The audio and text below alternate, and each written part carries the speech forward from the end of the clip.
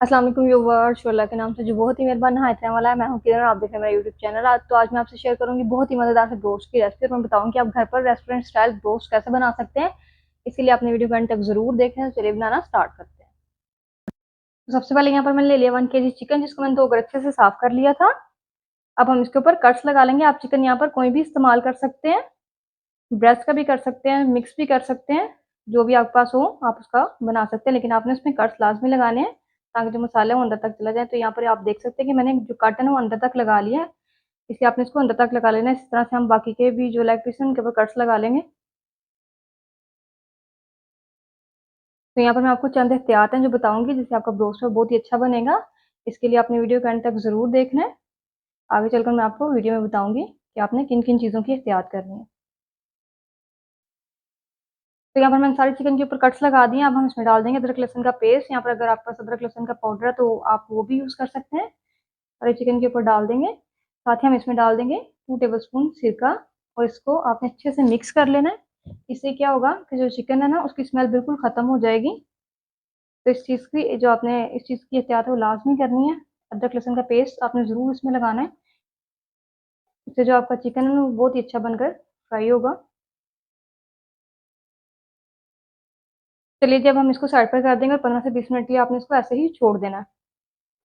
चलिए, जब हम रोस्ट के लिए मसाला तैयार कर लेते हैं, जिसके लिए मैंने यहाँ पर कुछ स्पाइसेस ले लिए हैं। 1 टीस्पून नमक है, 1 टीस्पून लाल मिर्च का पाउडर है, हाफ टी स्पून यहाँ पर मैं सफ़ेद मिर्च का पाउडर इस्तेमाल कर रही हूँ, हाफ टी स्पून यहाँ पर दादर मिर्च इस्तेमाल कर रही हूँ। इनको हम डाल देंगे बाउल में। और साथ ही हम इसमें डाल देंगे 2 tablespoon soya sauce. 2 tablespoon ही हम इसमें चिली सॉस ऐड कर देंगे। इनका पेस्ट बना लेंगे। चलिए, जब हम यहाँ पर सारी चीज़ों को अच्छे से मिक्स कर लेंगे और आपने इसमें कुछ भी लेमन जूस या सिरका वगैरह कुछ भी ऐड नहीं करना, क्योंकि सिरका हमने स्टार्ट पर ही चिकन में ऐड कर दिया था। इसी से आपने इन चीज़ों से आपने इसका अच्छे से पेस्ट बना लेना है। सारे मसालों को अच्छे से मिक्स करना है। चलिए, जब हम इसमें चिकन ऐड कर देंगे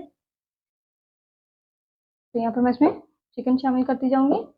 साथ साथ ही हम इसके ऊपर मसाला लगाते जाएंगे। मसाला आपने इसको अंदर तक लगाना है। इससे जो आपका चिकन है ना वो बहुत ही जूसी बनेगा, अंदर से टेंडर भी रहेगा।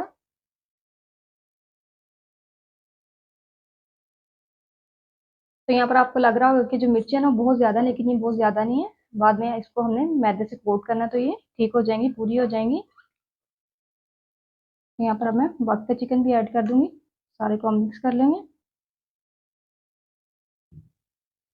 हाथों की वजह से आपने अंदर तक है जिस मसाले को लगा लेना है। कुछ लोग क्या करते हैं कि मसाले को अंदर तक लगाते नहीं है। कुछ जगह पर मसाला होता है, कुछ पर नहीं होता। तो फिर कुछ जगह पर जो मसाला है क्या वो टेस्ट आता है, कुछ जगह पर चिकन है जो बिल्कुल ही फीका लगता है। इसलिए आपने इस चीज़ की जो ख्याल है ज़रूर करना है। सारे मसाले को अंदर तक आपने लगाना है। कट्स के अंदर आप यहाँ पर देख सकते हैं कि मैं किस तरह से फिंगर्स डाल डाल कर मसाले को अंदर तक कोट कर रही हूँ। इसी तरह से आपने भी इसकी सारी कोटिंग करनी है।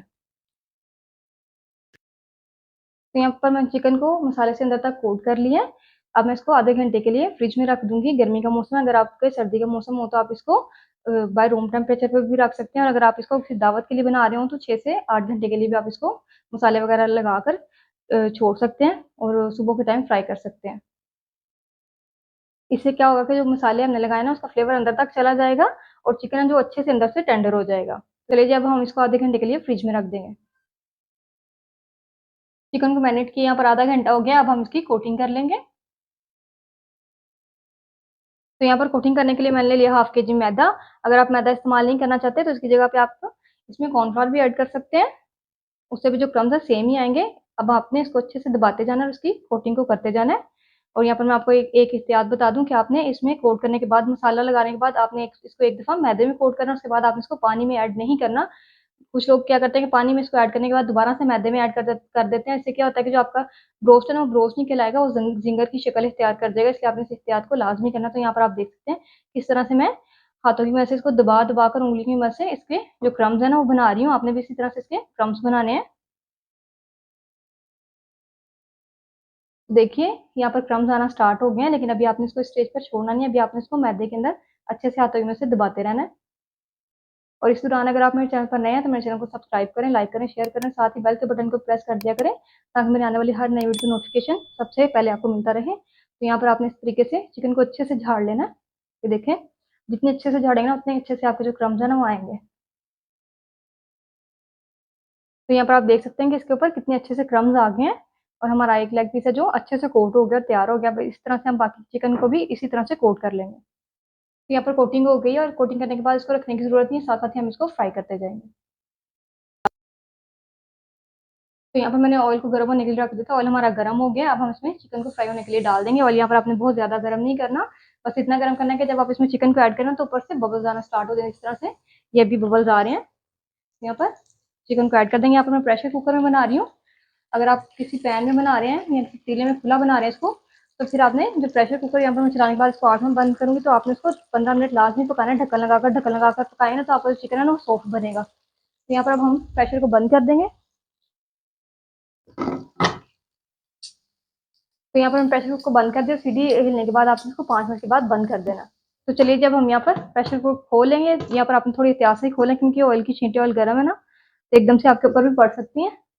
तो देखिए माशाल्लाह से यहाँ पर हमारा मज़ेदार सा रोस्ट बनकर तैयार हो गया। तो यहाँ पर मैं आपको दिखाती हूँ इसके ऊपर कितना खूबसूरत सा कलर आ गया। तो ये देखिए माशाल्लाह से। तो यहाँ पर देख सकते हैं आपकी हमारा मज़ेदार सा रोस्ट बिल्कुल बनकर तैयार हो गया है। इस तरह से आपने उसको छलनी में डालकर एक दफ़ा छलनी को अच्छे से हिला लेना ताकि एक्स्ट्रा ऑयल है जो सारा निकल जाए। इससे क्या होगा, जो आपको रोस्ट है ना वो ऑयली नहीं रहेगा।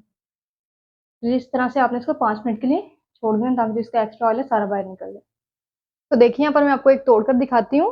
ये देखिए बाहर से कितना क्रिस्पी है और अंदर से यहाँ से देखें, ये देखिए अंदर से ये कितना जूसी है। तो आप लोगों ने भी जरूर ट्राई करना है। कमेंट्स में मुझे बताना है कि आपको मेरी रेसिपी कैसी लगी। दोबारा मिलेंगे एक नई और जबरदस्ती रेसिपी के साथ। मुझे दीजिए इजाजत। अल्लाह हाफिज।